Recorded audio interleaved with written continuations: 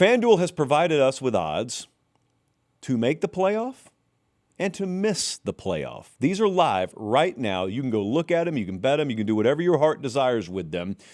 But they are on the screen right now. And if you're listening on podcast, let me spoil the ending for you. Notre Dame has a really good shot to make the playoff this year.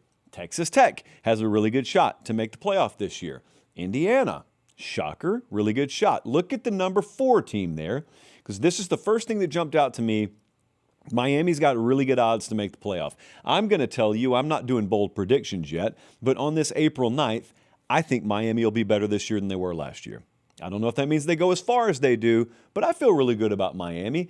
So it stands to reason that FanDuel agrees, and Miami's odds to make the playoff are the 4th best in the country. They're minus 280 right now if you want to bet them to make the playoff.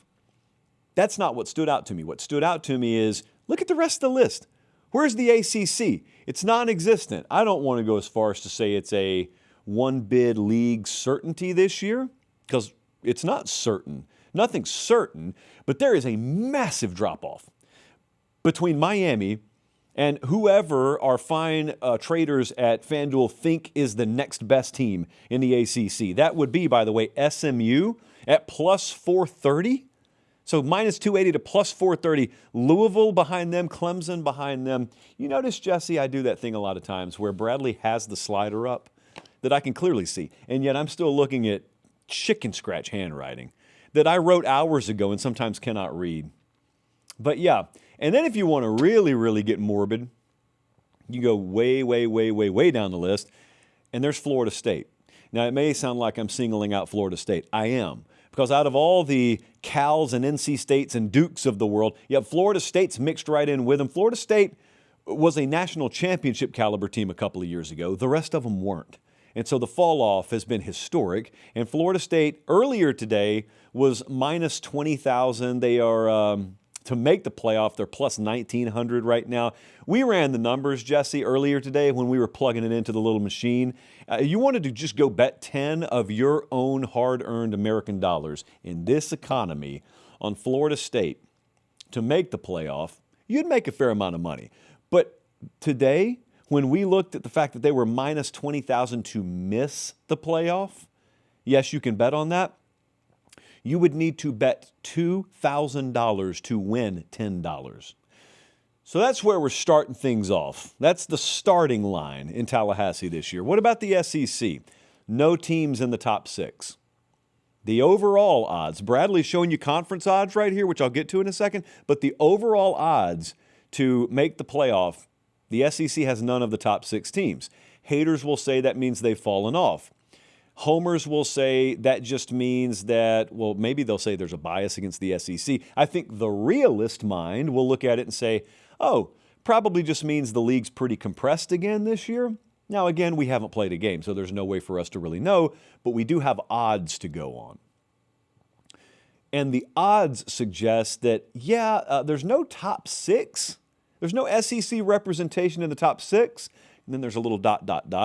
which I learned in my later years were called ellipsis. Yeah, I did not know that in middle school and high school. And then 7, 8, 9, 10, 11, 12, and 13 are all SEC teams. So we have a very, very compacted SEC this year, at least at the starting gate on the odds board. What jumps out to me is not a team in the 7 to 13 range, though. I see Florida down there. Odds to make the playoff, Florida plus 380. Better odds than Missouri. Shorter, a little bit longer odds than Tennessee.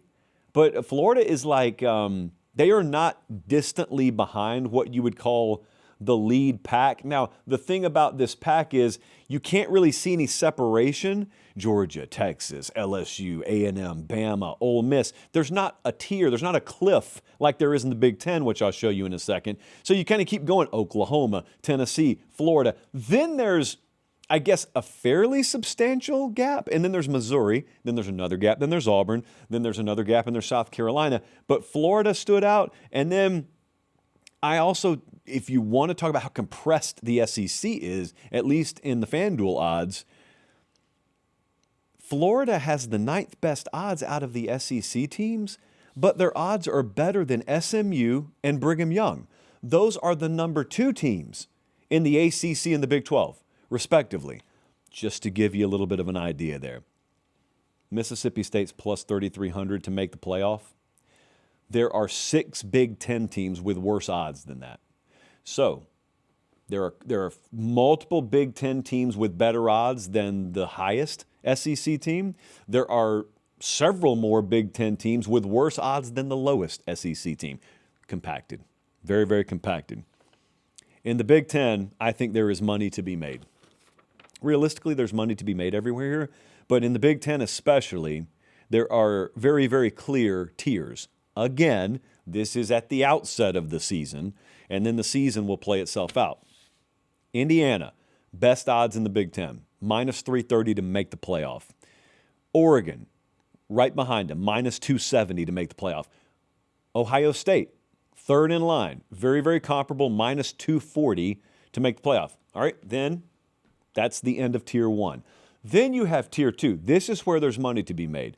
Michigan, USC, and Penn State have very similar odds to make the playoff, plus 270, plus 290, plus 310. And I think there's money to be made there in Tier 2 because I ask you a simple question.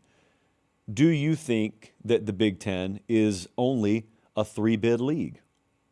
And that's even assuming that the 3 bids would go to Indiana, Oregon, and Ohio State. But I think the Big Ten's going to be more than a 3-bid league this year. That's just my feel on it. And so the question becomes, all right, well, where's the 4th team?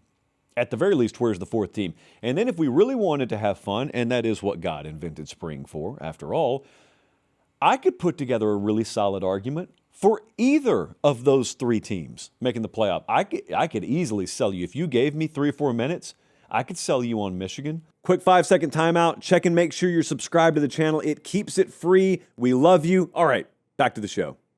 I could sell you on Kyle Whittingham coming in there and a massive uptick in production from Bryce Underwood and just a collective getting together of the program and really Michigan's performance in 2026 going to show how discombobulated they were at head coach and downstream in 2025. I could sell you on that. I could sell you that USC has a playoff caliber roster.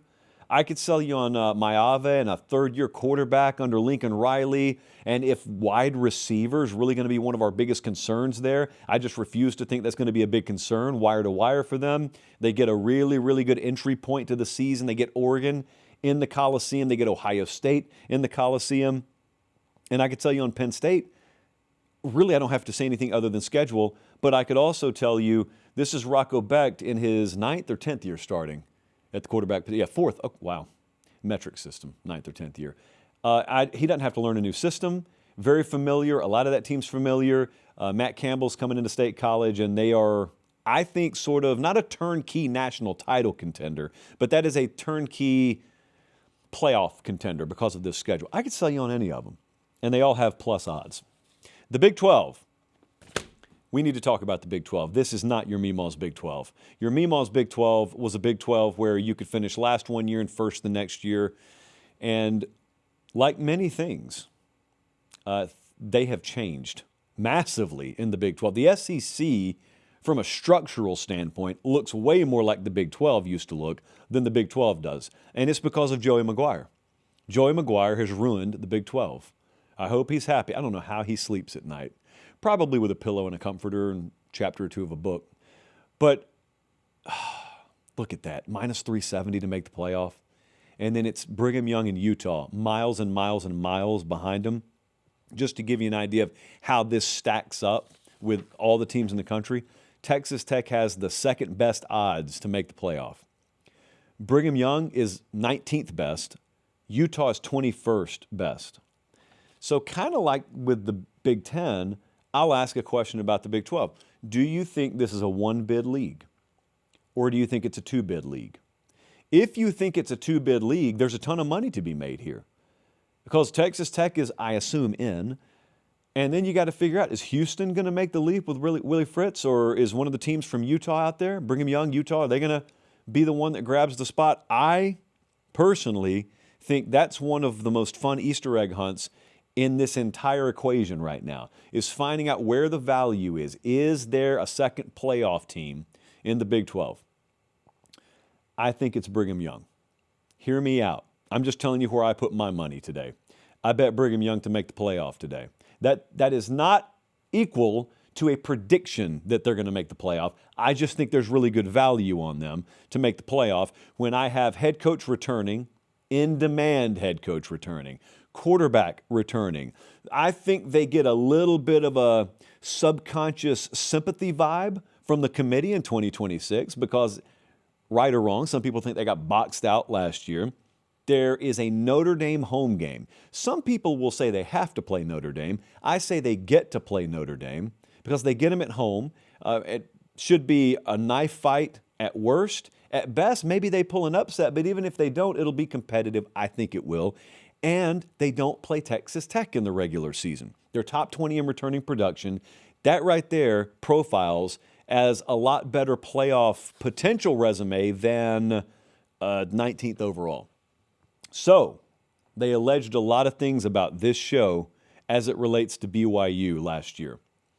And we are fighting the allegations in a big way this spring. On a related note, producer Jesse came to me earlier today. He came into my office. He was already in there. And he said, I have what we are calling the Franklin trifecta. And that is where you take Brigham Young and Penn State and Virginia Tech, and you parlay the three to make the playoffs. I'm not advocating for this sort of behavior. I'm just saying he traffics in this sort of behavior. And if you take Brigham Young and Penn State and Virginia Tech, all of the teams basically that were involved in the hurricane of the James Franklin firing and then the Penn State hiring debacle that somehow ended with a massive cherry on top of it, by the way. Brigham Young, Penn State, Virginia Tech, all three to make the playoffs. It returns plus $25,000. That means betting 10 of your dollars returns $2,500, unless those odds moved in the last hour.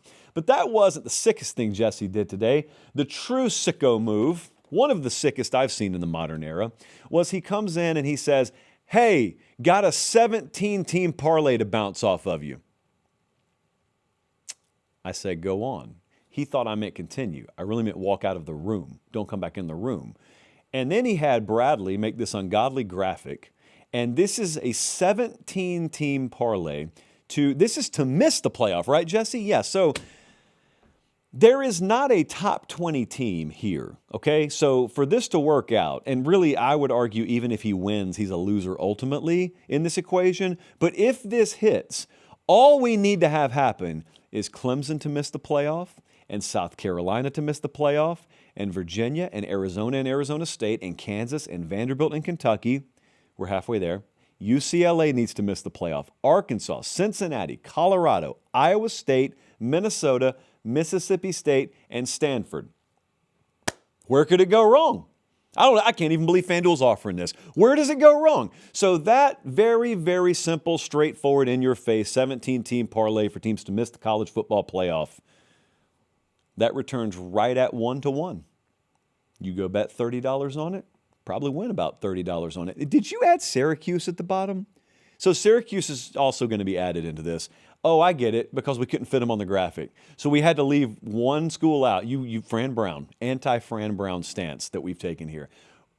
This is anti-logic and common sense is what this is. But you know what? Somehow it made its way onto the show. But I just wanted to illustrate for you, this is not just a world where you bet teams to make the playoff anymore. You can bet them to miss. You can parlay them to miss. My Meemaw raised me better than that, but you can do that sort of thing.